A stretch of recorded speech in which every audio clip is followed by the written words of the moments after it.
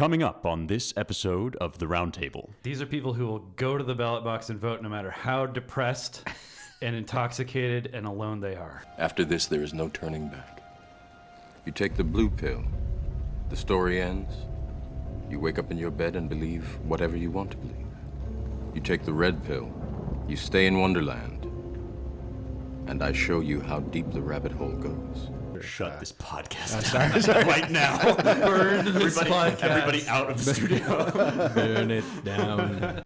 Wondering if he could ever go home. There was Hollywood nights in those Hollywood hills. It was looking so right. It was giving chill.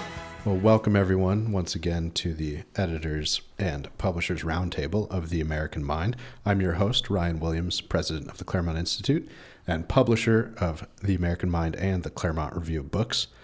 Joining me today are James Poulos, the executive editor of the American Mind, Spencer Clavin, assistant editor of both the American Mind and the Claremont Review of Books, and as always, from the swamp, David Barr, managing editor of the American Mind. Those of you who are rabid fans now of the podcast may be wondering, where's Matt Peterson? Well, after his little adventure with little Freud last week, as he predicted, I had to fire him. So we'll just get right into it today. Thanks for listening. I want a few announcements, as I did a couple episodes ago. On April 18th in Los Angeles at the Millennium Biltmore, we'll be hosting Larry Arnn to receive our Statesmanship Award at our annual gala.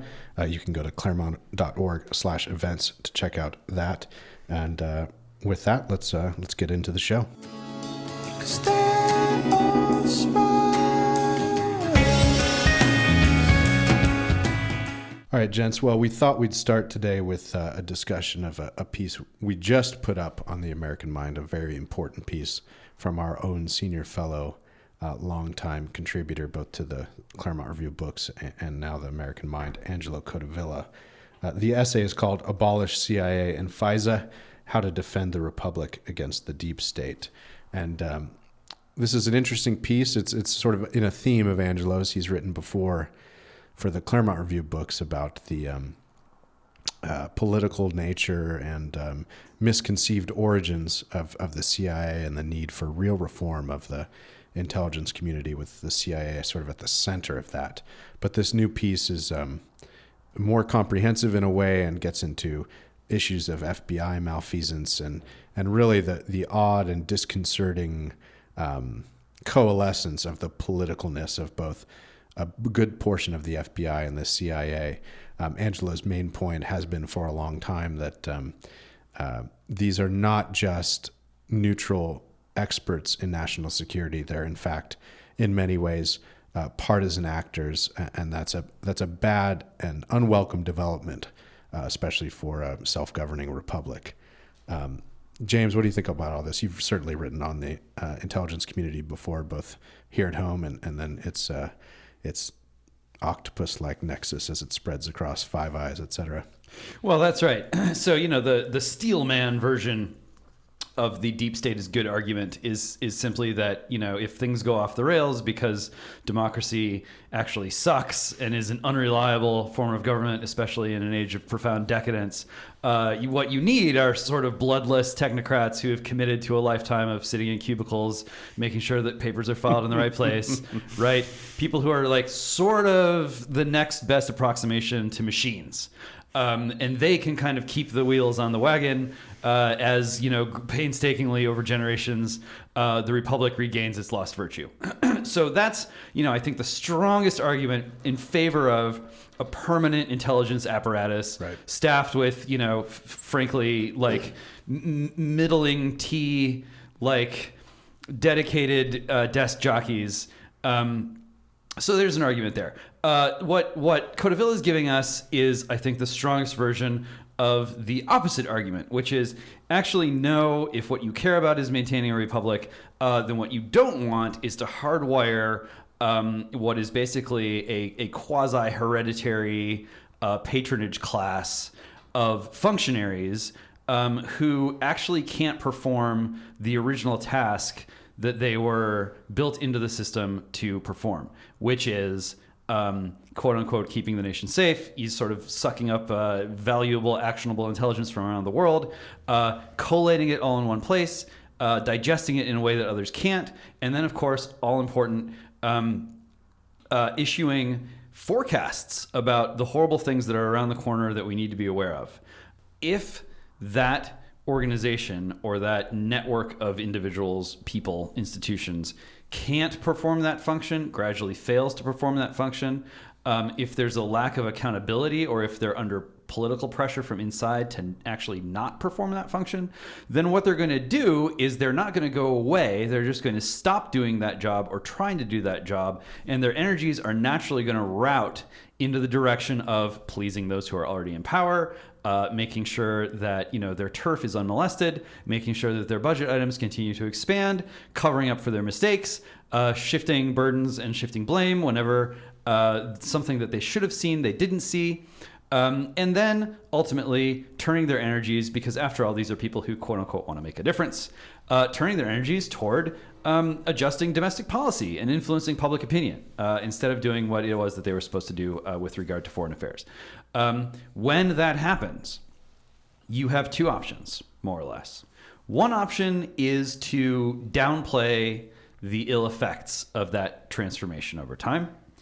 And the other is to drag them into the light, sit them on the stool, put the dunce cap on, and say, this is a manifest failure. We need to correct it. It's nothing personal. This just, the structure of our government has produced this sort of malignancy and incompetence and bad incentives for even well-meaning people to do things that undermine representative government and a robust republic. And that's what Codevilla is telling us has happened to the intelligence community. And just the term intelligence community signals, to me at least, that something's gone wrong. You can't go in the tour bus to DC and have the inspiring walk around the mall and point to the building and go, look, son, it's the intelligence community. You can't do that. It's this brooding omnipresence. It's everywhere and nowhere. And it sucks up resources. And so what do? Codevilla has given us a very robust brief. It's not just, sort of march into the CIA headquarters and say, you fired. That's my terrible Trump accent. It is getting rid of FISA. It is shearing down the functions of not just CIA, but other sort of intelligence community agencies. It is returning the FBI more to sort of a cop function and less of a sort of national security function. And it's dissipating the energies that have been bottlenecked and clogged up in CIA and moving them back to places where they were originally located, like Department of State, Department of Defense, Department of Treasury. So in one sense, it's a very radical plan.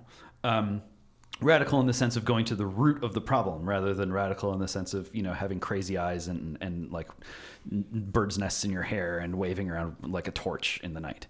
In another sense, though, it's quite practical, right? It's just using what already exists in the structure of our government to make it more small R Republican. And so as much as, a proverbial thrill runs up my leg when I see that, there's a serious argument as to how to sort of take an axe to this underbrush and hack it away, I think it's important to remember that, this isn't a revolutionary change. It's really a counter-revolutionary change.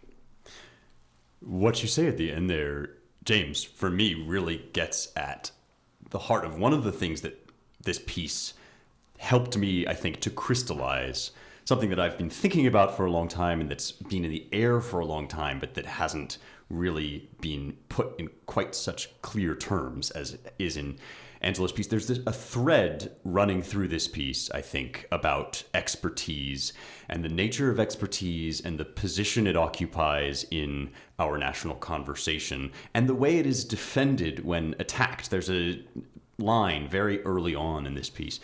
Codevilla says, only the intelligence agencies have the power to do what they do, while claiming that scrutiny of their pretenses endangers national security.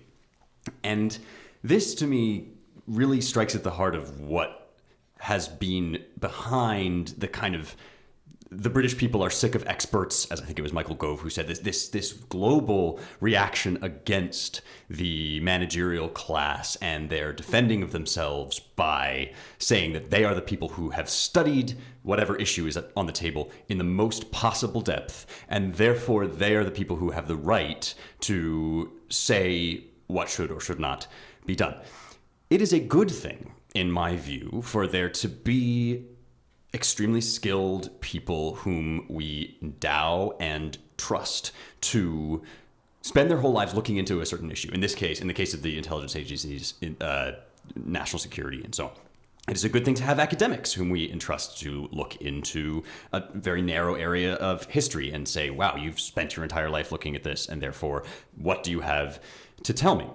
But for some time now, whenever people in the position of expert are asked to show their work, to defend their credentials, or are questioned about some sort of basic premise of what they're doing, the reaction is not, yes, I, in my lifetime of work on this topic, have considered the issue that you raise, and here are the ways in which I've answered that question. The answer is, instead, you are a danger and a threat for having ever even raised the question. And it's actually, you're a science denier, you're a climate denier, right? Climate science is another big area in which this trope occurs. And it certainly occurs in intelligence agencies as well, who will tell you that if you even raise the kinds of questions that Angelo is asking here, you're the problem. You should be ashamed of yourself for even raising this sort of attack on the baseline foundation of our national institutions. But as James, you said at the end there, the CIA was established in 1947. The FBI was established in 1908. This is one of a number of institutions which are really 20th century institutions, and therefore young institutions in the scope even of the history of our young nation, let alone in the history of the world and the history of thinking about political philosophy, which are being represented to us as immutable and unchangeable features of the world order. So I think, if nothing else, Angelo's piece is tremendously valuable as a contribution to that effort to sort of break free of the sort of thought prison that says these things may not even be questioned. Yeah, and I think the a short way of putting part of what you said, Spencer, which Angelo raises, if you talk to him in person about this a lot and has raised it in print, is that the kind of the stance taken by the CIA is we must do X, Y, or Z because we say so, or right. We did X, Y, or Z because we felt we had to do it for national security, and then the political actor who has to exercise some control, or the public who goes, that's odd. Why did you do that, or how did you know that? Their answer is, I'm sorry, you'll have to trust us. That's classified. Right. And Angelo uses classification, or views classification in the piece as a major instrument of this dynamic. Yeah. Right. No, and he's complained in print on a number of occasions, not only in this recent publication, but that he just wonders why Trump hasn't sought to declassify more, because the ultimate source of declassification is the president. Although if you read the news about declassification and about security clearances, it seems like it's this neutral expert thing that's controlled by the above reproach intelligence community. But of course, the president is the chief law enforcement officer of the country, as well as the head of national security for the nation. So I know, David, you had an interesting point you wanted to raise, for those sort of dipping into this discussion as it's presented by Angelo for the first time. It's not, James called it radical in getting to the root, and that's true. And Angelo, I think, is probably more comprehensive and brings more experience and knowledge to bear on it than any really writing about it today. But this kind of critique and this worry has a respectable pedigree, bipartisan even, in American public life. Yeah, it has a pedigree that takes us back to the beginning of our founding, and philosophically takes us back much further, and it's the tension between liberty and security. And I think what Codevilla is trying to remind us is, don't let this tension fall slack. The problem is we don't even understand its tension, because the way that the funding is used, so the National Intelligence Program is funded to the tune of $58 billion. It's occluded from view. So we don't really understand what these programs are being used for, how the money is being appropriated, misappropriated, etc. But which is why it's interesting, as you said, Ryan, to go back in history and look at high visibility critiques of the CIA and other intelligence programs. So this abolish the CIA, reform or seriously reform the intelligence agencies didn't start obviously with Angelo. More recently and famously, Daniel Patrick Moynihan in 1991 and 95 tried to introduce bills to help reform and abolish the CIA. And before him, George Marshall and Dean Atkinson each were high visibility critics. So he joins a line of patriots who are interested in defending the United States by reform of these agencies who have hitherto been totally unaccountable to the American people, and now the president himself. Yeah, there's a long list. You got JFK. Splinter the CIA into 1,000 pieces and scatter it into the winds. If you were responsible for the Bay of Pigs invasion, you would feel the same way. Bernie Sanders, a dangerous institution that has got to go. So this is not marginal stuff. This is not crackpot stuff. This has been part of the fundamental debate in America about what will become of our Republican form of government. I think it's hardwired in, and it's not just CIA. As far as the FBI is concerned, Codevilla does a good job of reminding us that in the not too distant past, the FBI was seen as a genuinely sort of stand up institution where ordinary Americans with some extraordinary abilities would go and then return to spend time around people who are like them. There was a real disintegration of class boundaries. I mean, you think about Codevilla mentions like Joe Friday, just the facts, ma'am, and that sort of, it's that standard of integrity. I always think of Twin Peaks. If you watched, of course you do, Jim. Of course, you, right? So do I. Of course. Well, constantly at every moment, I think of Twin Peaks. The hero, of course, the hero of Twin Peaks is the most virtuous and in some ways innocent and naive FBI agent who's ever lived. But in other ways, he's compelled by that virtue and that innocence to plumb the very darkest depths of the human condition and the mystery that is always lurking on the proverbial edge of town. That is much different of a sort of character study of what an FBI can be than what you get out of, sort of the darkest days of the 60s and J. Edgar Hoover and the kind of, just look at the building. That is one building that you can take your child or your relative to and say, look at that hideous brutalist architecture.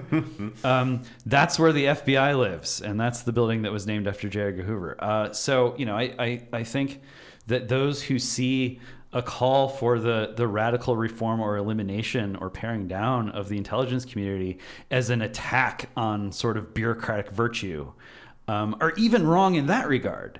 Because we do have in living memory like a tradition of agencies that do perform these sort of bureaucratic security functions that have not succumbed to patronage and have not succumbed to decadence and have not turned away from their prime directive and toward the tawdry swamp experience of manipulating public opinion and trying to shift domestic policy. Yeah, see, this is what, when people talk about getting red pilled, this for our less sort of less online listeners, the trope of getting red pilled is when in the Matrix, there's a character that offers the main character the option either to break out of the computer fantasy world or to just remain sort of sedated within it while his body is used as a battery for evil machines. And the red pill is the pill you take if you want to wake up, if you want to get out of the complex of deception and sort of digital fantasy that's been woven around you to keep you unaware of the fact that you're a dupe, that you're a patsy. People online, especially sort of in the dissident right, have adopted this as a metaphor for kind of coming to realize that everything you've ever been taught to believe is wrong. And this can be taken much, much too far and is typically sort of associated with guys in their basements who are kind of linking together all of these different dots because they are effectively schizophrenics. But in fact, behind all of that, there is a real sense that, in fact, people of a certain age have been taught a view of the world which depends on a microscopic portion of history, taking that tiny 50 years and extrapolating it out to just be the way the world is. And this, it's not surprising to me that people have a sense of waking up from the matrix when they start to actually ask these questions and to think, well, you know, Trump's executive order about architecture is another good example. Why does every new building have to be a square, a block of concrete? Why can't we actually have beautiful columns rising to the heights? And when everybody that is in a position of moral authority tells me that that's somehow akin to white supremacy, why is it that those are the people that I'm somehow supposed to listen to? So yeah, I mean, Angelo Codevilla is in fact the ancient, the red pill, not ancient in age, but just the red pill of old. And everybody's laughing at me now. Let's hope Angelo doesn't listen to this. No, indeed. Well, it's just that I'm the token millennial. Everybody looks ancient to a millennial. Everyone's old to you. I'm going to stop talking now because I'm digging the hole ever deeper. But red pill, I mean, I do think that this is what people mean when they say, I feel red pilled. I think you raise the good point that as much as the real fascists and National Socialists strained to recover a quasi-classical sort of Art Deco-ish, semi-modernist fusion of like monumental marble-ish architecture, right? They managed not to destroy the brand of Art Deco, modernism, or classical architecture. Yeah. And they tried about as hard as you can try to ruin those visual cues, right? So, you know, perhaps if you are wigging out at the thought of more federal buildings looking like the University of Virginia, perhaps the problem is with you and not with the architecture. Yeah, I can't say that when I go to D.C. and stand in front of the Lincoln Memorial, I'm somehow filled with thoughts of the final solution. I mean, it's pretty ridiculous, especially if you read what's engraved on the wall. Well, with that, I think we've spent plenty of time on that topic. Although I did just want to add an interesting point that Angelo makes that, you know, we're here in a self-governing republic or a decaying one, at least. We're doing our best to try to reverse that. But he said even tyrants, of course, know the problem of the sword and shield, as the Soviets called their intelligence services. So even tyrants thought from time to time you had to purge such things. So we have to figure out a more humane, civilized, bloodless, and consensual way of maybe purging and reorganizing our intelligence services if we're going to perpetuate this regime of self-government. But in our next segment, we're going to tie coronavirus to the New Hampshire primary, so stay tuned. So look out, New Hampshire primary. I've got to break free. God knows I want to break free. All right, well, now let's turn to China, the coronavirus, and the New Hampshire primary.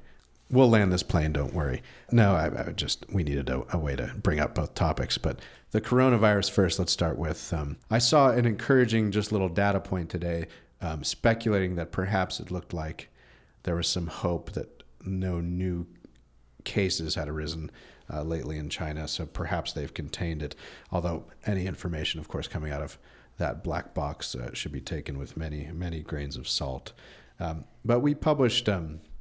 I forget if we mentioned this lately on the podcast. We may have. We published this piece by formerly Mencius Moldbug, but now his own self, Curtis Yarvin, talking about, you know, this sort of throws up for open borders globalism the challenge of what used to be common sense, which is that any nation ought to be able to control its borders, especially in the sort of most primordial way of protecting itself. And so this, I think the whole coronavirus is in a way, it's terrible that anyone should die of this thing. It sounds horrible. But it puts in front of our view, in a way, this question of borders, security, And the movement of peoples, which we've been led to believe for the last half century, is merely a benign thing, and frankly, good for the economy. But I think the specter of a pandemic, let's hope it doesn't get to that, has sort of popped this question up anew. Yeah, I found myself kind of agog as when I knew we were going to talk about the coronavirus, I sort of updated myself because having assuaged my fears that I myself was going to contract it in the immediate future, I had kind of put that on a background tab in my browser and left it as a sort of developing news story. But I updated myself on what's been going on, the shutdown of Wuhan and the efforts that China is making to quarantine its own citizens. And it's shocking to me that the WHO, the World Health Organization, seems to have basically become a propaganda arm of the Chinese Communist Party. I mean, what the heck is going on? And I was having a conversation last night with a friend who grew up in a rural area. And I have never grown up in rural areas. My parents did not grow up in rural areas. And this is a very dear friend of mine. And one of the things that I love about our conversations is that we reveal to one another ways in which our upbringing was completely different from, our upbringings were completely different from each other. And I was musing out loud, wow, it's crazy how far HIV medication has advanced. It's crazy that we've managed to beat back HIV to this point that it's basically in our lifetimes going to come to look like any other sort of STD. You don't want to get it, but it's very manageable and so on. And he said to me, you know, I never knew anybody who had HIV. I never knew about anybody who had HIV. It's a total shock to me living in LA that this is considered this vast epidemic that ravaged the nation. And I thought, wow, yeah, I think of it as this huge, fifth horseman of the apocalypse, because both of my parents grew up and then lived in New York in the artistic scene among all the elegant, wealthy, and powerful people who were concerned about HIV, were getting HIV. Their friends were decimated. I mean, it was truly awful for people living in a certain set. And it got me thinking about the way that health crises are represented and why and by whom to the general public. And I was thinking that in just the same way that it mattered very much, now stipulated that AIDS and coronavirus are both terrible diseases, which I would not wish on my worst enemy.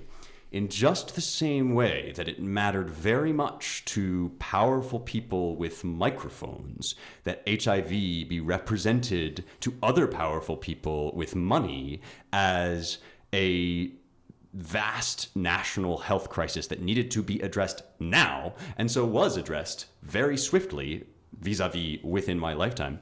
In just the same way, it seems to matter tremendously to very powerful people with microphones that coronavirus be represented to very powerful people with money as something that's just not a big deal. And one of the reasons for that seems to be that China is a major force on the world stage that WHO seems to want to cultivate good relations with. And so it is representing China's coronavirus response and quarantine as, I think, something like the gold standard, or setting a new standard for how to deal with world epidemics, which is a view predicated on unquestioningly naive acceptance of China's own reports about itself, which we know China to be one of the most secretive and bizarrely under wraps administrations and regimes in the present world. So this is another issue on which I find myself becoming red-pilled. It's insane that this is how issues like health crises are represented, not on the basis of their actual danger to the public, but on the basis merely of the sort of narrative that is able to be produced out of them for the benefit of the rich and powerful. So I'm glad that you're being red-pilled, but I have to admit that I'm being black-pilled by the coronavirus. Globalization faces death at the hands of the coronavirus. And those who are in charge of globalization and run it and love it and see it as their prime directive have, I think, the attitude that if you have to choose between some number of people dying of coronavirus Yep. and globalization dying of coronavirus, you gotta save globalization. Yeah. Because, not because they're evil, but because they are convinced that in the long run, and maybe not even that long of the run, globalization is the only thing that we can do at scale that is truly good. I'm watching the HBO adaptation of His Dark Materials right now, the Philip Pullman series, in which, spoiler alert, they slice people's souls out of them as a way of saving them from sin. And most people die as a result of this process. But the person in charge of the process says, in every development in experimental theology, the few must be sacrificed for the benute of the many. So I'm thinking of this as Yeah, so this is, in a way, That's the regime motto of China, isn't it? This is utilitarianism, 21st century style. I mean, there is no way to explain what globalization is without getting into the weeds, the down and dirty muck of the vast transfer of money and power and agency to China. And that is all being threatened by what the coronavirus signals to people, which is that, oh, wait, maybe borders can be quite good for us after all. Maybe distance is actually sometimes not just like comfortable, but necessary for survival. And wait a minute, maybe technology is actually not doomed to bring us ever closer together, right? Maybe we are not doomed to be brought ever closer together, and maybe we are not under some kind of historical curse that requires us to find ever more tortured ways of creating and shaping and believing a morality that puts ever closer connection at its very heart. Once you start inching down that road, you realize you have a tremendous open field which you can run in. And you can say, well, perhaps globalization as ever closer connectedness is ultimately just an artifact of a very brief and transitional period of technological development. And maybe once we let go of the sort of ideological trappings that locked us into that position because we felt like, oh, it's the 21st century and communism's been destroyed, even though it hasn't really been destroyed, but we can just pay people to stop being communists and that will definitely work because then their mores will change and then they'll feel more like us and we'll feel more like them. Just the slightest jolt off that track, which is what the coronavirus has done, can accelerate and deepen a frame of mind which I think already began to change when people looked around and realized that digital technology rules the world in a way that nothing else does. And so at the same time that I am feeling black-pilled about the coronavirus because its structure and origins and its staying power are still so ominous that it is not a good idea to joke about any of them. I mean, if we can joke about one horrible disease, it's definitely super gonorrhea, at least for right now. But that will probably become too terrible to joke about in the near future. On the other hand, right, kills a lot more people than coronavirus so far. That's for sure. On the other hand, I'm white pilled, or as Yarvin wrote in the pages of the American Mind, clear pilled. On the coronavirus and globalization, because it is opening up space where people can say, well, perhaps I don't need to conscript myself into an ideological, a ragtag army as my innate and instinctive and reactive response to this event. Perhaps I can take just even one little step back and buy myself some mental and psychological time to lower my heart rate and start to just perceive what is happening to the world around me before I feel this panic to throw myself into one of these pro or anti-globalization camps. Perhaps I can just assess what's happening to us at the level of what's in front of my nose and then begin to adopt ways of life and habits of living that will actually clearly serve me, right? We're not so like postmodern and disintegrated that we can't understand, like, perhaps it would be a good idea to have the earthquake bag. Perhaps it would be a good idea to be close to my family and not spend all my time flying around in airplanes, Right. Some of these things are very simple, and it's reminiscent, just to to tie off this bleeding, spurting artery. Yeah. This earthquake bag. It's much as Angelo's piece is counter-revolutionary, but not in a deranged and fanatical way. This kind of counter-revolutionary impulse in the reaction to the coronavirus is also just quite practical and reality-based, and not fanatical and deranged. So for those of you that heard a creaking of a door and some shuffling, and then perhaps the chuckle of a friendly voice just now, our own Matt Peterson has joined us. I joked at the beginning, Matt, that you weren't here because I had to fire you, as you kept saying last week. But no, Matt is in fact here. You want to round out our coronavirus discussion? So actually, for everyone out there, what happened is I didn't get fired, but I was kind of put in a timeout for a week, for the amount of time that I went over last time. It's kind of like, being banned from the NFL for 1 week, 1 game suspension. Timeout. You guys went on for an hour and 40 minutes last time. That wasn't nearly enough timeout. Okay, the 40. Fine. Right, that's only 40 extra minutes. Well, anyway, I feel like I walked into a very bigoted, closed-minded discussion, About borders and peoples. Yeah. I mean, isn't it viruses? Is it true that world history shows us that to be successful, the world needs to have open borders and no fences make good neighbors, and it works every time. It works every time we've tried it. And plagues are usually brief and they're not too big of a reason to be alarmed. Self-containing, right? Yeah. I mean, that's right. I mean, they burn themselves out that's right, without exactly. much intervention. They're like toddlers. I mean, you just let them raise. So on coronavirus, I mean, there's just a number of interesting things, but one thing that just practically that gets me is a lot of times my natural reaction to this is to say, oh gosh, another scare. Another scare. We've been through this before. The media loves it. But this time you could tell there was hesitation, and you saw a few sites being banned, or Zero Hedge not being on Twitter. And I remembered I love Zero Hedge, and I can read it every day now for updates on the coronavirus. But you saw that, and immediately the spidey senses went up, and you thought, now there's probably something to this. And then, of course, the extreme actions taken by China, you could see it was real. I'm fascinated to see where it goes. I think I agree with a lot of what James was saying, and I think what Curtis Yarvin has written will continue to be relevant on the coronavirus in his typically wild thought experiment or hypothetical about closing borders down. And the one thing that I think is just a very simple way of putting it is that you have borders or boundaries in personal relationships as well, right? I mean, a relationship is not healthy, as the shrinks tell us, if there are no boundaries. There has to be some limit, and the reason for that limit or boundary is to make people strong. I mean, it's to allow for the relationship to grow, and I think there's something about this is a principle of human nature where boundaries or borders are needed in order to strengthen oneself, and you see this even physically in nature, right? I mean, a seed has contained within it protected something so that thing can grow, and I think political communities are similar.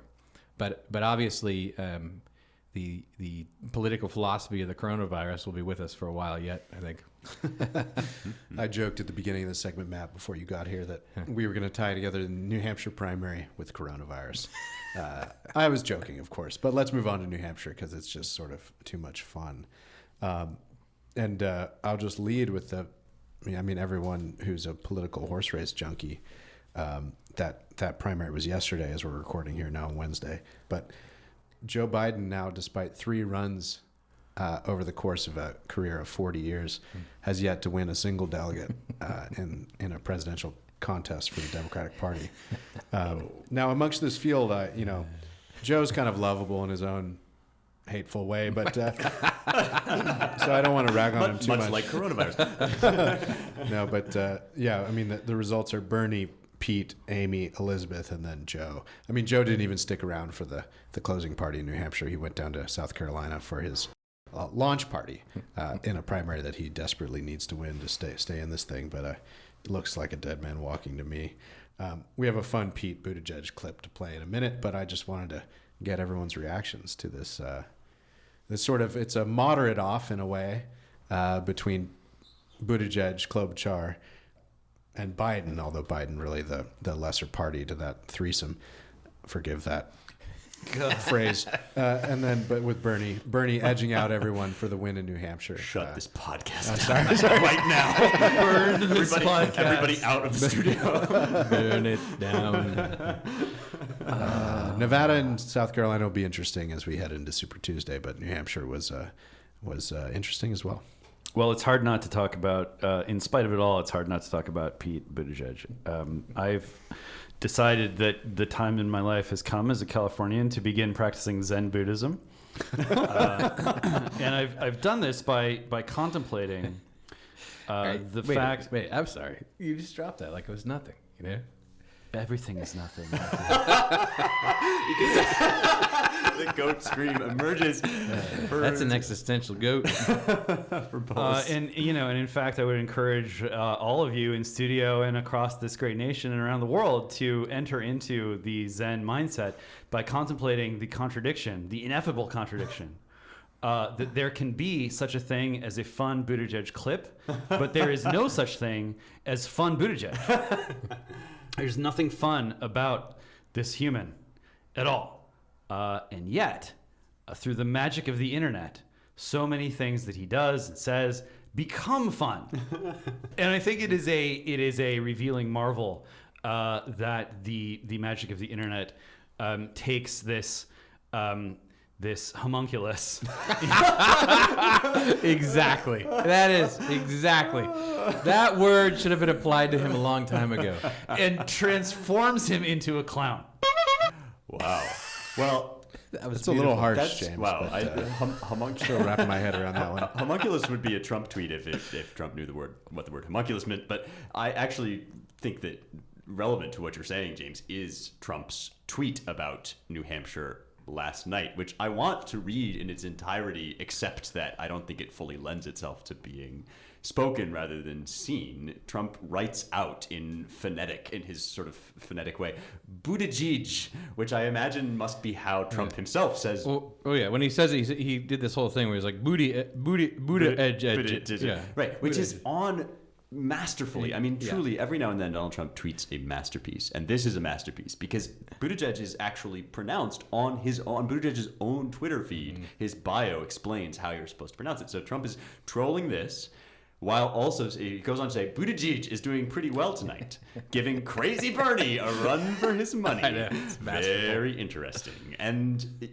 there's so much to unpack here. We could spend an entire podcast segment just doing a close reading of this tweet, but one of it's happening. I've hijacked this podcast. It's a good thing Ryan's back this week. Have you seen that Trump's tweets have now been published in a Poetry of Donald Trump bound I edition? did see that. All right. Well, Coffee next week. Tune in next week, everybody. I'm calling it now for close readings of Donald Trump. No, but the masterful thing about this is that the media is studiously avoiding noticing Bernie Sanders in all of this. Right.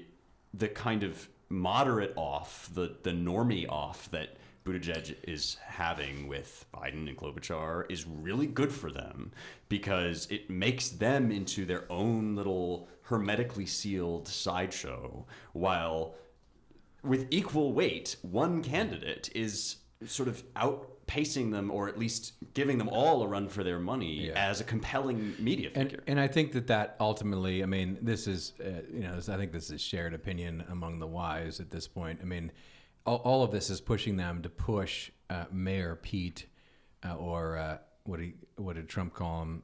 Buttigieg. Yeah. Well, also he called him like Edge. Alfred E. Newman. Well, it's just perfect. That was his so first good. reaction. Right. But I think all this is forcing them to push him, and ultimately, what does that do? He just does not strike me as a national candidate. Maybe he becomes that, but I see a massive problem. I mean, I think Trump would crush him. Just Trump's appearance on the stage, with him, he would hardly have to say anything. And I don't think that he's the ultimate backstop. Maybe he becomes this, but I do think that this gives Bloomberg a lot more power. What's happening now is making it a race between Bernie and Bloomberg with the money behind the scenes. And I think you're going to see people, as Pete's going to go up and then probably down. And then you're going to see people turning to Bloomberg. You already see signs of this in various ways. And so then you have kind of Bernie, versus the establishment and some combination maybe of Bloomberg and Mayor Pete, but we'll see. But I guess my question is, that's getting ahead of ourselves. My question is this, and it's a real question in my mind. So Klobuchar does well, right? I mean, and okay, Mayor Pete does well, and you can see he's kind of the star of the moment. I think people are just looking at him, and it's kind of like when Joe Biden said, wasn't it Joe Biden who said about Obama? Well, he's a very articulate black man. Clean, well-spoken, and articulate. Yeah. I feel like there's a lot of. Well, older... he didn't say black man. He just said articulate and well-spoken, which classic dog whistle to the left. Yeah. Yeah. So everyone's looking at it, going, "Okay, that's that's a racist statement." I kind of feel like something similar is happening with Mayor Pete, because he's coming out, and I feel like there's all these boomers who are kind of like, "Oh, what a nice articulate gay man," Oh yeah. And the initial reaction, of course, is positive because he is articulate, even though when you look at what he says, yeah, it does sound like a McKinsey report. It's terrible. But my question is this. In New Hampshire, it's not the same as other states, right? Strong independence. The whole primary history of New Hampshire is very interesting. So super white. Yeah, super white, sure. So what you have here is Klobuchar doing much better than I thought she would do, given the circumstances we've seen. So why is it the case that Bernie doesn't win by a more substantial margin? Maybe Bernie is going to become the anti-establishment candidate. He already is. He has a lot of momentum, and they're not focusing on it. But at the same time, it's not just the media. It seems to me there's a reluctance within the Democratic base to actually embrace him. And I wonder, if that's a trend moving forward, because Klobuchar also was part of this. And that's when you count up Klobuchar numbers and Buttigieg numbers, that's quite a lot of people. Is that like a boomer vote for vice president, basically? Is this like, my grandson, he might never become president of the United States, but he'd make a damn good vice president? That may be, but my question with that would be, I think the boomer vote, which us very online people, mock and are respectfully, always. Yes. Okay, great. I won't go further. Just yes, Bob Seger. but isn't that also the vote? I mean, that's the boomer vote. There's a lot of people who talk a big game on Twitter who won't even go cast a ballot. The boomer vote is the vote. I mean, that is the power in America. These are people who will go to the ballot box and vote no matter how depressed and intoxicated and alone they are. If you're a depressed, intoxicated, and alone millennial, you stay at home and you order in, you binge some porn, and you wait for it all to end. Well, maybe smoke some weed too. But so I guess my question is, okay, so is that boomer vote, is that going to be decisive? Because Bernie does have the youth and the anti-establishment bit, but what we're seeing in the votes in both Iowa and in New Hampshire, I don't think it's so much about the mayor of South Bend as it is maybe there's a lot of the Democratic base that's not willing to go along with this. Well, we talked last week, I guess, about Pete Buttigieg also, and what you've just said about him being a very articulate gay man. And I would add sort of a very buttoned down, presentable, among gays you call him mask. He's sort of not super flamboyant and whatever. And this puts him on one level with Amy Klobuchar, in that Amy Klobuchar is a very presentable and articulate woman, in the sense that they both have this one little box ticked, and then everything else is basically exactly as your boomer grandfather is used to, and that was supposed to be the sell for the left for a while. The identity politics left basically adopted this mindset that if we can just kind of get slightly eccentric people, slightly demographically eccentric people into the race who are also palatable on a very normie level,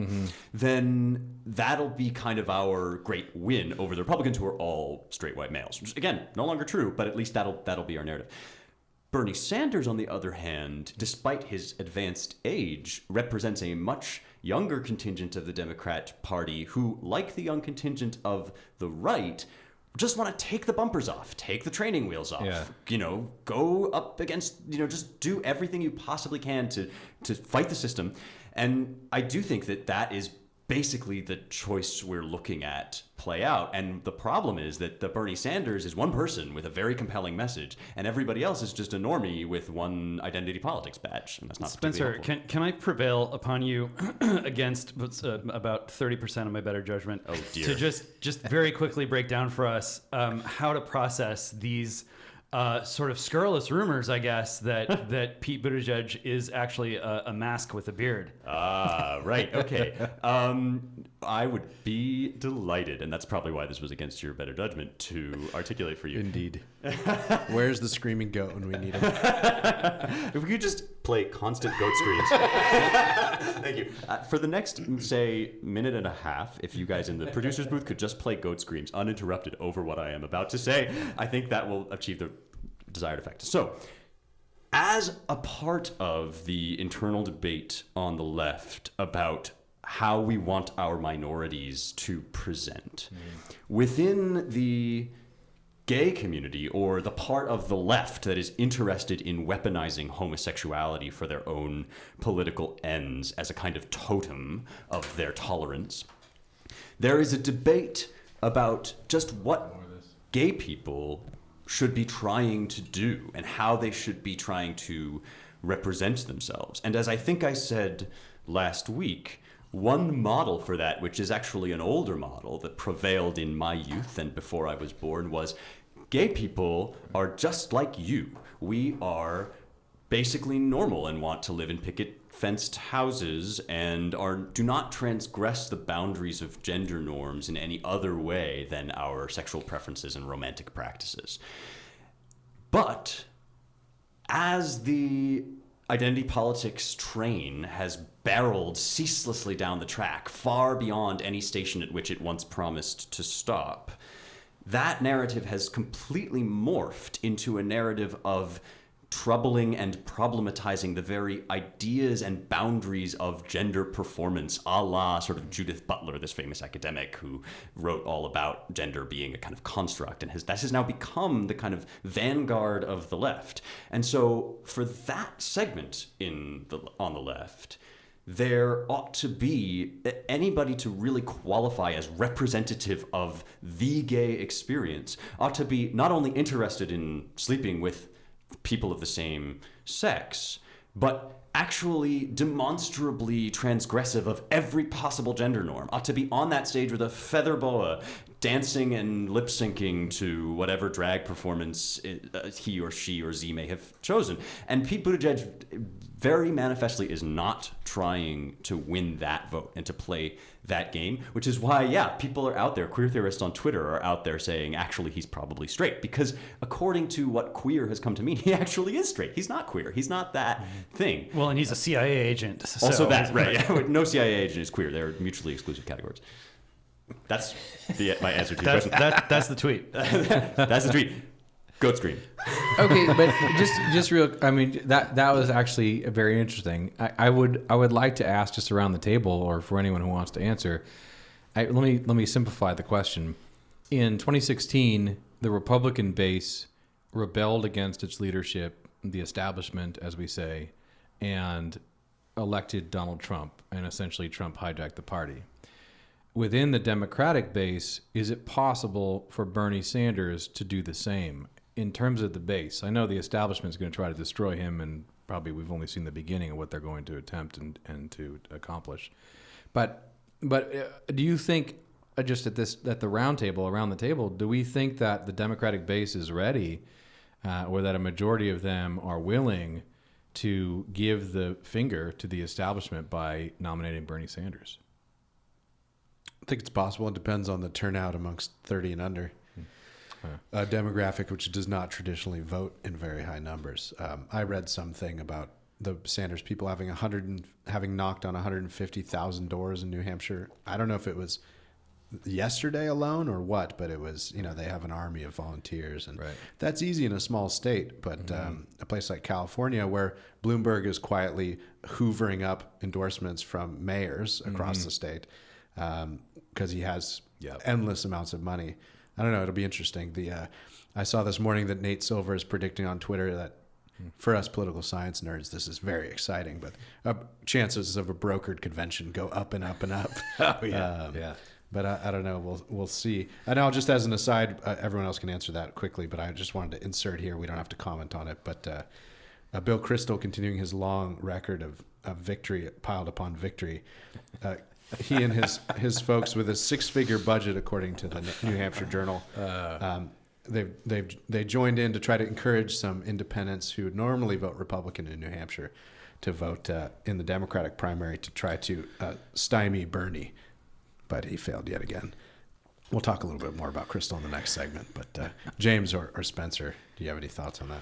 Oh, this is as good a time as any to do the ceremonial invocation of the Flight 93 election essay. And so I will say that, in the eyes of many on the right, Donald Trump rushed the cockpit of the GOP establishment and seized control and saved the day.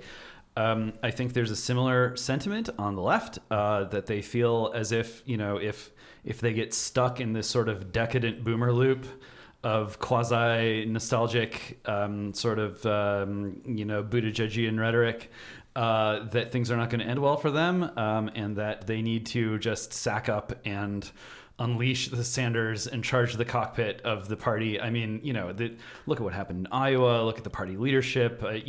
Nancy Pelosi is like the Kissinger of the Democratic Party, and she's, not commanding as much force or efficacy as you might hope if you looked up to her to fulfill that role.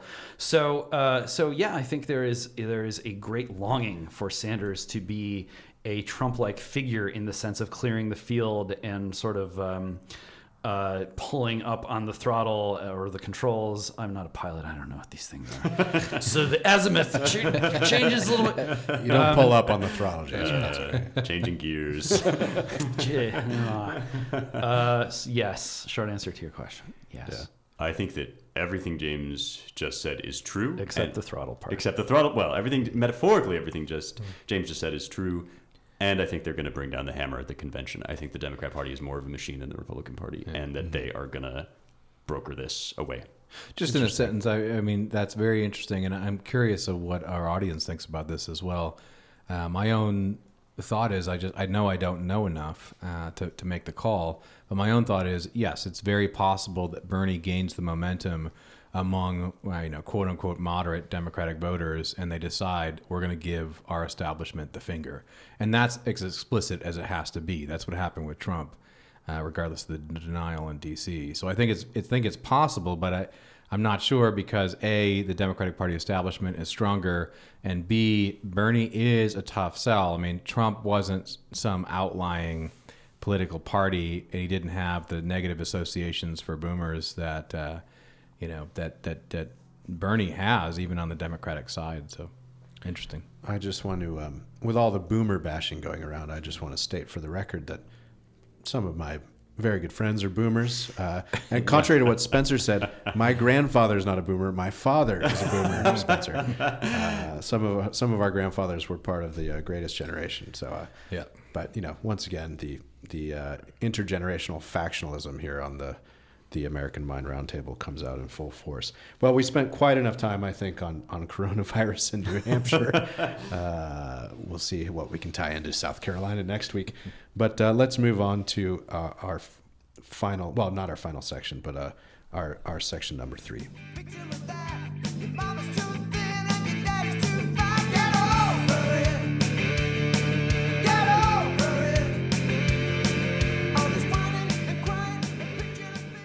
All right, well, on to our third section. I wanted to bring up, because our good friend and former Publius fellow, Kurt Mills, he's calling it Neocon Woodstock. So I just wanted to raise this event for folks. For those who really want to attend and learn about principled conservatism, it's going to take place on February 29th in Washington, D.C. You can find it on Eventbrite, but it's a one-day grassroots summit focused on the meaning of conservatism, its future, and its core principles. And just, I don't quite know what they mean by grassroots, but the confirmed speakers now include a who's who of Never Trumpers, Mona Charen, Bill Kristol, David Frum, Evan McMullen, Mindy Finn, and wait for it, James, Will Wilkinson. Noted conservative. There are others. As they put in the note, this list continues to grow daily. And they'll be talking about, among other things, what is principled conservatism? That's a panel. The politics of conservatism. Should we stay or should we go? That presumes that most of them are still here with us. I find that confusing. Conservatism in the world. Cue the We Are the World music. Foreign policy and trade. Constitution and the rule of law. Ooh, coffee chat and a book talk. I like those things. I like both those things at the same time. I'm Coffee chat. Very I'm pro books progressive and pro progressive coffee. mores. There's Yeah. I mean, I've known Will for these many years, and Carrie, his wife, and they have a beautiful family, and it just looks great on Instagram. More power to people who move as they did to the heartland and has kids. Awesome. I can't imagine what conference about principled conservatism would include as devoted and passionate of a critic of all things Trump and all things Trump adjacent as well. So, on the one hand, I far be it for me to deny anyone the freedom of association, an important measure of our of course. flourishing in this world. But one wonders, as power in America continues to be this sort of jump ball, just how many bloopers will go into the great reel in the sky as everyone scrambles for a touch of the pigskin. Yeah, I just wanted to raise it because we're trying to track on this podcast, among other things, and on the American Mind, the kind of flux on the right and the firmament. And this looks to me like it's interesting. I mean, it's a national summit on principled conservatism. So is that a subtle alternative to the National Conservatism Conference back from the spring put on by the Burke Society and Yoram Mazzoni? I don't know. But, if you want to go, it's just $10. I guarantee you that will barely cover the cost of any food or drink. So you won't be supporting the Never Trump movement if you don't want to do such a thing. But, go check it out if you want. I just wanted to raise it. From my opposition research days, do we know who's funding this? Does it give any indication? No indication on here. I'm sure it looks to have the hallmarks of the umbrella organization that Bill Kristol and others set up. From leftist billionaire Pierre Omidyar? Well, he's part of it, yeah. But It's so Harvey who knows? Weinstein attempting to rehabilitate I haven't fact-checked that. his reputation. I mean, we just have to say, right? I mean, the odd situation we're in. Mona Sharon is going to be at this event. Ryan hired me to run the fellowship programs here, among other things, and it's a great privilege to do that. Their story, they've been around for 40 years, and I have to say, last year I do have a bone to pick with Mona. I mean, she writes this op-ed out of the blue in the Chicago Tribune, I think is where her column is based, and the National Review picked it up. And it was going off about Jack Posobiec, who we brought into our Lincoln Fellowship last year after doing a lot of research and talking to a lot of people. And I think she just Googled the leftist Oppo research on him, and then wrote a ill-considered op-ed and ripped on him. And these people, I mean, they're getting money from leftists. They're attacking other people on the right. And then they're talking about civility and dialogue all the time. It really burns me. I don't get why they get away with this. People were arguing on the right about what it meant to be a true, with 4 U's, true conservative 10 years ago or more. And, I was there. I got the T-shirt. I lost the T-shirt. Yeah. And for that debate to be ongoing today, it makes people conclude that a conservative is someone who argues about what a conservative is. Right. And when that sort of like chasing of the tail becomes something that can ultimately only be funded by, honestly, folks on the left, it makes you think, as we say on the internet. Yeah, and let's just be real about this, right? I mean, and James and all of us, I think, feel this. The last 10, 20 years, you would see this turn to principles, like my principles, this is what conservatism is. And a lot of us who were younger just looked around and said, actually, this is a shit show. This is not a good scene.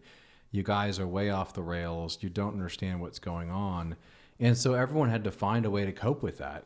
I mean, you're like, okay, well, I'm going to be libertarian for a while. I'm going to be apolitical for a while. I'm going to just get out of this whole game. I'm going to try to go to this subgroup or that subgroup, because you could see that this kind of thing that these, can I say clowns, are still trying to promote it's not real anymore. And at this point, I mean, my opinion moving forward for us is just let the dead bury the dead. I try not to talk about the sad reality that a lot of these people live in, but they're not relevant.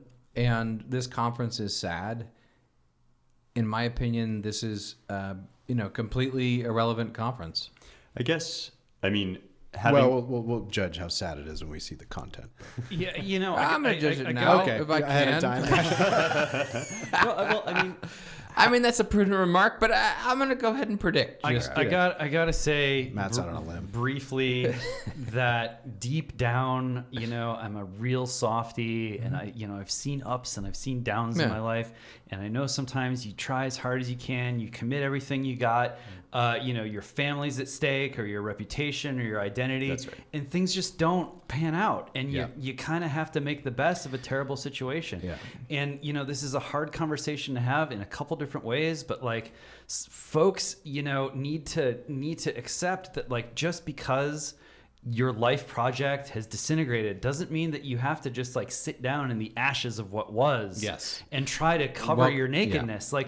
It's okay to like reach out for a hand. And welcome to the friggin' world. Your this is the way the world is. Are there, yes. even if they're being kind of rough on you. Laugh with them and take their hand, and you can get up and you can keep moving, even when it seems so dark and fruitless. That drills right into the problem, because the problem here is like, the never Trumpers and the whole principles, conservatism. It's like, guys, you're all upset about things that everyone else has to deal with. Like, you don't like the flaws of Trump. You know what? Most of America has to deal with a crappy boss sometimes, or someone who's difficult. Like, that's life. Get over it. The big picture is beyond your little comfortable situation that you were in for a long time, and then it fell apart. And for everyone who's a little bit younger, Gen X and younger in the conservative movement, it's like we were trying to do all kinds of what we thought was cool stuff that was trying to move things forward, and we were cut off by people in the last 20 years who, had they had fiefdoms, and they had a very comfortable position, and they weren't willing to look at anything new. And I have a very hard time feeling sorry for people who are increasingly just spinning out, into irrelevance.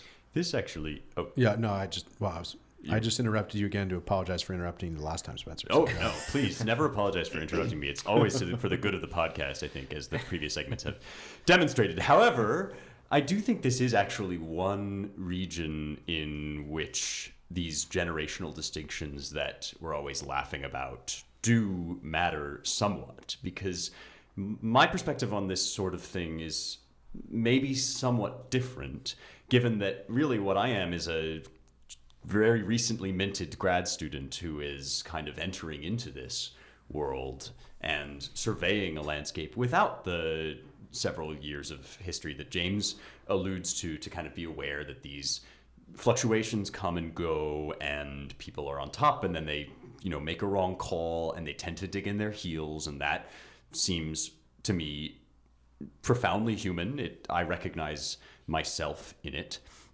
and I guess my own response is simply that,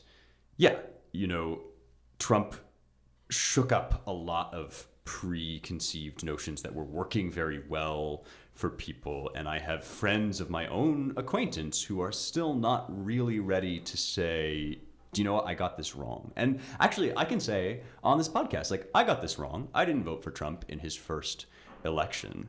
And but you'll vote in the fourth, right, Spencer? I will vote in every election. For those listening at home, this is a joke. I will vote for the second term of Donald Trump and no other. The third and the fourth. But, okay, so look, I mean, like repentance, admitting you were wrong is something that nobody in the world ever wants to do, and that is the best thing in the world for you and for your soul. And it can be very, very difficult to reconceive, especially when you've already answered the question once in one way. It'd be very difficult to reconceive your entire world. To me, however, I say this having just written a somewhat lengthy essay called "Can Conservatism Be Conserved?" which Is that the AmericanMind.org? At the AmericanMind.org, which traffics in a number of the tropes that I'm about to identify. But I think if you are about having the conversation, how do we live and breathe in the Trump era, it seems bootless to me to have that conversation from a framework of which of the various available buckets and categories do we sort ourselves into, and which of these pre-approved, pre-Trump labels do we wish to apply to ourselves? Does classical liberalism apply? Does neocon apply? And so on.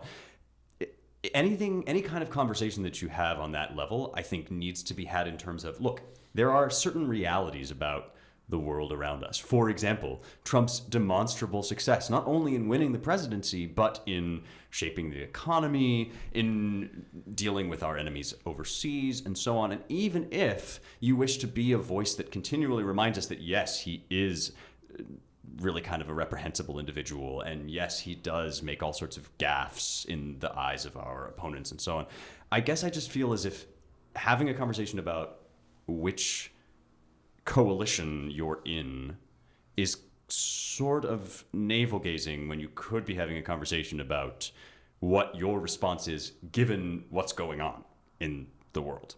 I don't know, maybe that's too simplistic, but that's where I am. Probably not. I think it's all right. Fair enough. It's a podcast. That's true. Yeah, and the coalitional question is interesting. I wanted to raise this last little bit this bit of data for this segment. And it's in the category of us surveying the right now and seeing what everyone's up to and why. It's reported at HuffPost that Ilhan Omar has a new foreign policy package of reforms that is being supported by, or at least to the extent that their C3s sort of just talked about and not endorsed, but praised, I suppose. From the Quincy Institute, which is this new project on foreign policy headed by Andrew Basovich, but funded by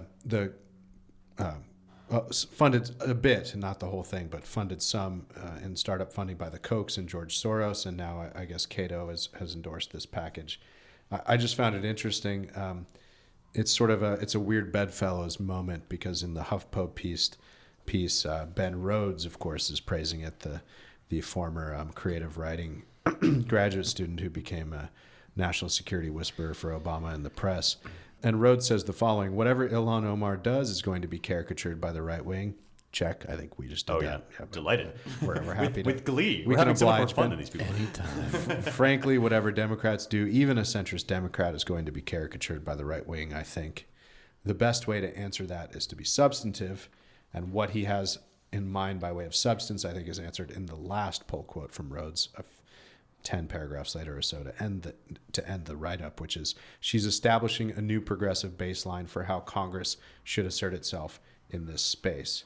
I mean, look, if the Quincy Institute and Cato and the Kochs or even Soros want to advance a sort of withdrawal, more congressional involvement, especially in the age of Trump, for foreign policy, that's their prerogative. But I just think it's very odd to me that the Kochs or Cato or even the Quincy Institute, as independent as it is from its funders, would think it's a wise thing coalitionally or prudentially to ally themselves with someone like Ilhan Omar.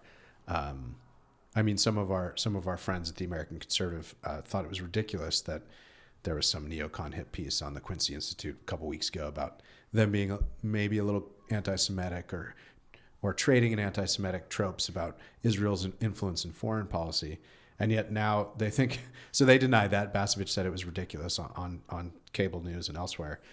But now they're aligning themselves with Ilhan Omar, a member of the squad. It just seems, the timing seems very odd, and I just don't understand the policy or political approach. It just makes no sense to me. Well, they prepare for the walk back. There may well be a walk back. I think as far as caricaturing candidates goes, there's an irony here. Bernie Sanders says we should abolish the CIA, and we're like, yeah. And Mike Bloomberg comes out and says, like, someone really rich should be president. We're like, yeah, that's right. And And they're like, we're strong men who've been around a long time, and it doesn't matter that we're in our 70s, we can still be president. We're like, that's right. So I don't, these like positive caricatures. Maybe, I don't know. Get creative, Ben. I mean, I don't know who these people are reaching anymore. That's my problem. Well, trying to influence policy. I mean, that's been the Koch's new mantra, I think, post-Trump, or at least as far as I have seen it, is, we're no longer so political in the sense of party. We're going to back, policy stuff that we like regardless of party. And for me, in this day and age, given the sort of leading ideological movement that is leftism versus the right, that seems to me to be antithetical to most of what the Kochs ought to stand for or have professed to stand for. Maybe the social liberalism of libertarianism being the one exception, but I just think this is a bedfellow they'll come to regret. Yeah, I mean, I too grew up with bright eyes and a bushy tail and with high ideals about conceding to the other side what is reasonable about their positions. And I still, on some level, believe in all of those things.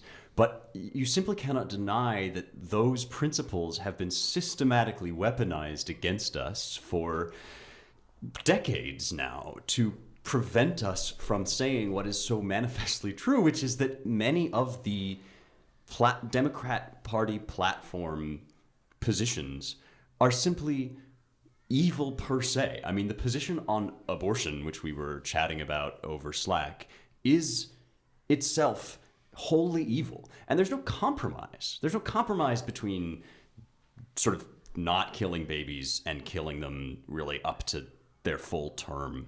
And when you're in a presidential election, you're in a fight. You're not in a roundtable discussion in which it's perfectly valid to sort of shade with nuance and concede to the other side what you may concede. We're in a political fight. We're trying to win an election. And I don't see any reason that we should be sort of dancing around that issue or sort of stepping lightly when what we're trying to do is just not let these people into the White House. Yeah, I mean, I want to go back to this. I have to choose my words carefully. I don't want to use bad words. Too late. No, you shouldn't, Matt. Neocon Woodstock. Oh, yeah. That's what we're going with today. Those are not bad words. Okay, yeah, I chose them carefully. Yeah. But these are people They who... both had their real birth in the same decade. It's true. In a way. I like the original neocons. People don't realize they were great. They looked around at reality and they changed. They were mugged. As it were. They were mugged by reality. They looked around and they were lefties and they saw that the lefty policy wasn't working. The problem is now we have people who, on the right, like the folks setting the agenda for this conference, who don't see what's working. And in fact, they oppose what's working because I think it takes them out of the equation. And I don't think that most of the base even cares. I don't even know how relevant it is for us to talk about it. I mean, let the dead bury the dead is my phrase for all the never-Trumpers. But moving forward, I mean, these people are still causing a lot of problems in elite circles. And I think that's why we're talking about it, because Claremont's mission is to educate true elites, people who are excellent at what they do and want to save the republic. And when you look at this conference, you just look at it and you think, this is a waste of time, it's a waste of energy, and if it has any effect, the effect is negative because they don't understand the time we're in, and they're trying to bring us down. And Mona Charen, again, I'm not gonna I'm not gonna forgive her for that column, and National Review published it, which a lot of good people who don't agree with her, read.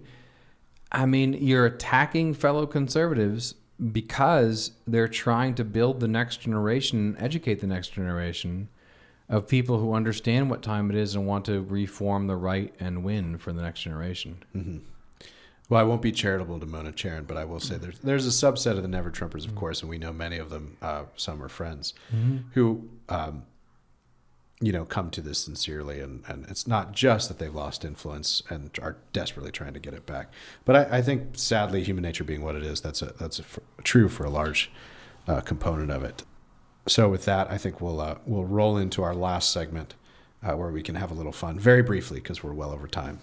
Where is my John Wayne? Where is my prairie son? Where is my happy ending?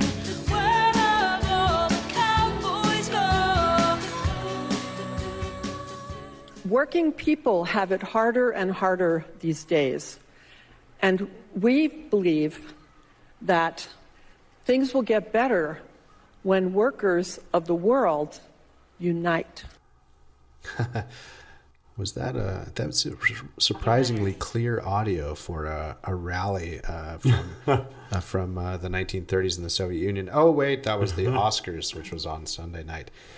We just wanted to talk a bit about everyone's favorite cultural event of the winter, the Oscars. I wanted to open with, our sound crew had that wonderful quote from, I don't know who that was, I couldn't tell by voice, but, Marxist chic is well, it's nothing new in Hollywood, but it's still kind of jarring when you hear it like that. I also wanted to raise just the irony of some of these things. I just have 2 data points, and then we can comment and have a bit of fun, and James is going to share some fan mail. But Natalie Portman had embroidered on her Dior cape all the female directors who weren't nominated for Oscars. And I haven't verified this or fact-checked it, but it should be true. But apparently Natalie Portman's production company has only ever hired one female director, and that was Natalie Portman, of course. And then Jane Fonda I loved. I think she had posted a picture on Twitter, but maybe it was just from the Oscars photo crew. But she bragged about wearing only non-blood diamonds and ethically sourced gold from some boutique gold jewelry, and she was flashing it for the camera, of course. You just sometimes wonder, at least 2 things, how deep the well of just complete performance art all this is, and it's just all fake virtue signaling, and I'm sure a few of them hold it sincerely. If anyone hasn't watched it, it's hard not to think that Joaquin Phoenix really holds all of his sort of loopily delivered views pretty seriously. I mean, he seems like a sincere man. But Jane Fonda, Natalie Portman, I mean, this and many others with countless historical examples, it's hard to really take any of it seriously. And then also the second thing is they really just must not get out much into the real America. And we know that's true, of course, but just to think that any of this plays well at all to a national audience as they hit an all-time ratings low. The tone deafness alone. I mean, they're supposed to be entertainers interested in making money by selling stuff to people. It's just mind-blowing, but predictable. Well, I mean, I just want to note that I'm wearing today my ethically sourced Apple Watch and sustainable stainless steel chain. No, I have no idea where anything that I'm wearing comes from. I assume it comes from sweatshops. But I had a bizarre experience watching the Oscars, which I watched every minute of. I watched the red carpet interviews.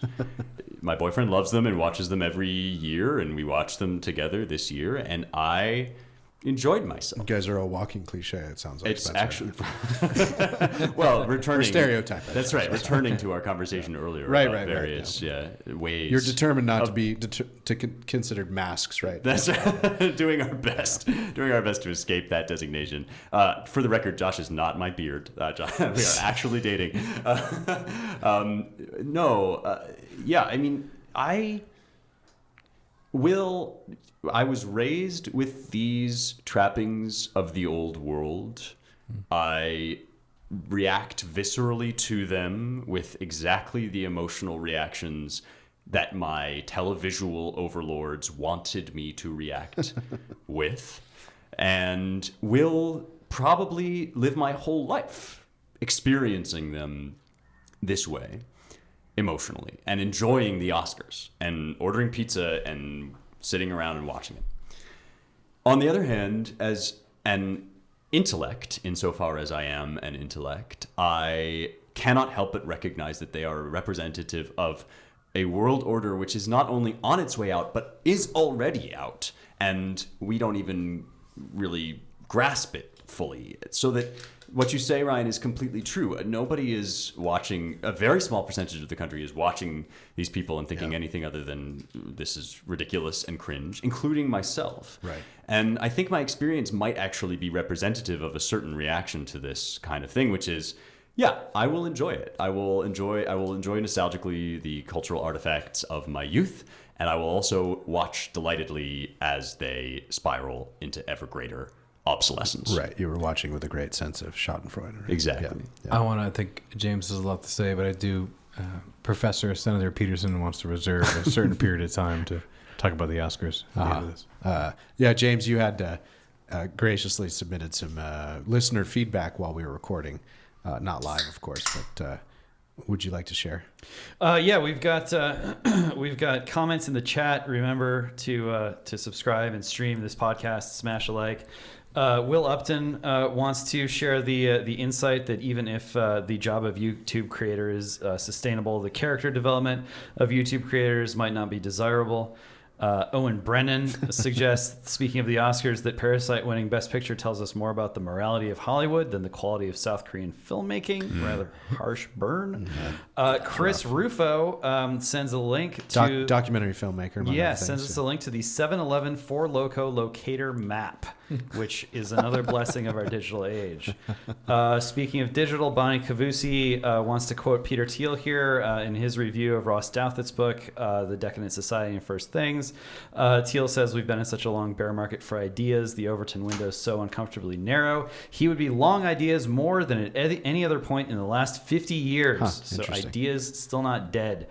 Nicole Williams wants to say, if you are attempting to rebuild an institution, this is all interspersed with clapping emojis, by the way, that is over at least a century old and have no historical knowledge of the institution's successes and failures, you are needlessly ignoring a history of people trying to solve the same problem as you. Play that back at 0.5x speed and ruminate. Brian Kemple says Aristotle and the scholastics were much smarter than university professors in the 21st century. Matt Peterson, true or false? That's an easy Definitely true. That's an easy true. Easy true, Brian. I know Brian. I had I think lunch with him and a beer one time when I was driving across the country a long time ago, and yeah, obviously. Matt Meehan says the Democratic candidates have a mental muzzle. Gate Analyst, one of our friendly suits, says after the articles about the nuclear family will come articles about DM groups, and those will merge into articles talking about how sunscreen was always an op and how we can quantify and institutionalize both bro science and DM fellowship. Right, so it's going to be just a convergence of sort of sunscreen was an anti-vitality lower class op, right? right? The memes, Yeah. Right. John Miller wants more cowbell, please. Peg Pascal Emmanuel Gobry, our favorite Parisian, says that true eccentrics cannot exist in the illiberalized left regime.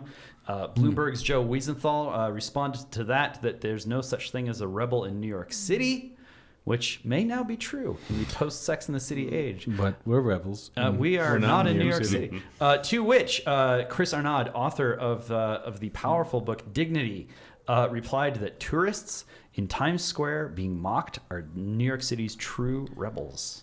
That's pretty good. On that. Nice. Just a few more. Brett Robinson says, faith comes by hearing. That's why we do podcasts. Josiah Neely, with a shout out to our managing editor, he says, I love David Barr. With a love, I'm just ad-libbing. That was a plant. The transcend. David, your plan isn't working. It's not working. Peachy Keenan, our beloved Peachy, suggests that Hollywood's desperate attempt to win over a Chinese audience is having an impact on who's becoming a leading man in Hollywood these days. What else have we got? We've got, my God, this is based. Someone replied to that. Robert Mariani, who's responsible for Jacobite magazine, not to be confused with Jacob Bin. Right, yeah. Yes. A fine distinction. A fine distinction. Warns that the Bay Area did not become bad around 2000 or whatever. What actually changed is that its myth of just a bunch of free spirits ceased to be credible. There was no discontinuity between the free spirit freaks and tech bug men. The latter are just the former with money. That's a black pill for you. I like that guy. He's out of control right now. Like on Twitter, he's just truth busting. He's going ham on the tweets. And that's the fan mail for today. It's Love pretty it. good, James. Great fans. Very good. You have a nice group of followers, I must say. Well, there are followers. Yeah, no, it's true. Matt, you have the last word on the Oscars. I just want to talk about the Oscars. I mean, I thought about this for a while, and my mother, my beloved mother, who I hope is listening, and myself used to watch the Oscars from a young age, and in my family, we'd be watching the Oscars and ripping on it. I mean, you'd know these people are antithetical to the American regime. It was hashtag based from a very early age. But what I think conservatives or people on the right or people probably listening to this podcast need to understand is, yeah, the Romans, didn't let actors be full citizens and understood that this stuff is all crazy. You would never take advice from them. That's not actually fully true. I don't think the Oscars is interesting because in ancient Greek society, they knew that fiction, that plays, right, were politically influential. And really, America has adopted post-World War II a strange stance. And the stance is this: entertainment is neutral. It's just for fun. But stories are never for fun. Stories are what influence our souls in very deep ways, and we all know this. And so I guess I of course I look at the Oscars and I look at Joaquin telling me about the abusive behavior I exhibit when I drink milk, and I laugh. But on the other hand, like Joaquin and Leo, when he made his environmental speech, they're not entirely wrong. And the way in which they're not entirely wrong is entertainment is never neutral. It's always going to be influential on the human soul. And it educates us about what's moral, what's good and what's bad. That's what stories do. And so there's a lie out there that, the actors could just be apolitical. Yeah, we want them to shut up because they don't really know anything about anything. Mm. But at the same time, stories do profoundly influence us. So it makes sense if you're, an actor who's never really been educated about anything, and you're in Hollywood circles, you never hear anything sensible. All the people around you are insane. And it makes sense that you would try your best in an Oscar ceremony to talk about the things that are important to you or try to imbue your stories with some kind of meaning. And I think conservatives or the right need to realize this. Like, these clowns are actually trying to do something that's natural. They know that they're influential. The best part of Joaquin's speech is he says, we all have a lot of power. They realize that, right? But they're marshaled around by a bunch of producers who are the real power in Hollywood. I mean, actors are just like bit players who come in. And those people have political goals. And so it's not wrong for them to talk about politics and theology. It's not wrong at all. These stories have power and meaning, and the problem is that they just have no depth to them. And the only meaning they can grab onto is whatever the idiots around them are telling them. Yeah, and the great irony, too, as our friend Michael Walsh points out in his last two books, especially The Fiery Angel about culture and art, is that they'd be more effective as cultivators and advancers of morality and intellectual trends and culture drivers if they just put it all in their art and made great art and just shut up about it, because it's sort of it gets in the way for a lot of people. But don't tell that to Joaquin Phoenix or Natalie Portman. Well, with that, I think that's quite enough. Thank you, everyone, for listening to the Roundtable here at the American Mind of the Claremont Institute. If you want to learn more, visit our websites at americanmind.org, claremont.org, and claremontreviewbooks.com. Don't forget to rate, review, share, and subscribe on Apple Podcasts or wherever you get your podcasts. Thanks to our engineering and production team, Annalisa Lee and Jake Gannon, masters of the timely goat scream. Thanks, everyone. Talk to you next week, and stay tuned. Yes, right after this, the outro music is indeed Bernie Sanders singing "We Will Overcome." A belief that one day we shall overcome, and that on this earth there will be human brotherhood.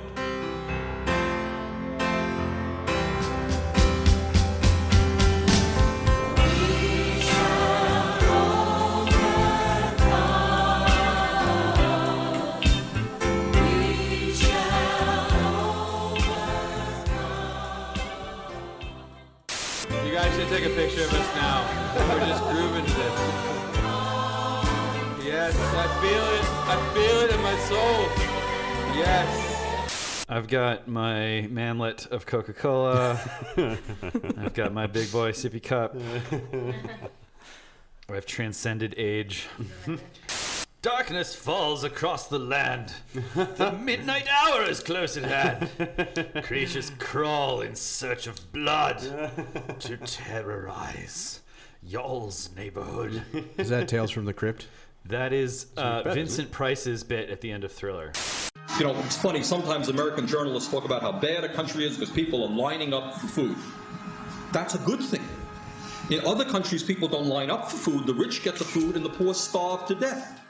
I tried to go to Squirrel for brunch last weekend. Well, that's your fault, James. I saw people lining up for food. I wanted my vegan omelet, damn it. And I thought, this is good. This is capitalism in action. For all the things you're going to complain about quote-unquote capitalism for, you know,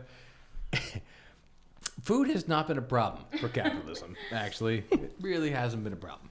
I lined up for bread. It was amazing. I lined up for bread. Where have all the soldiers gone? Long time passing. Where have all the soldiers gone? Long time ago. Where have all the soldiers gone? Gone to graveyard, everyone. We'll walk hand in hand. We'll walk hand in hand. Most of the people in this world work hard their entire lives and end up with very little. Others exploit that labor. Pants on fire. And end up with millions. Oh, 5 Pinocchios.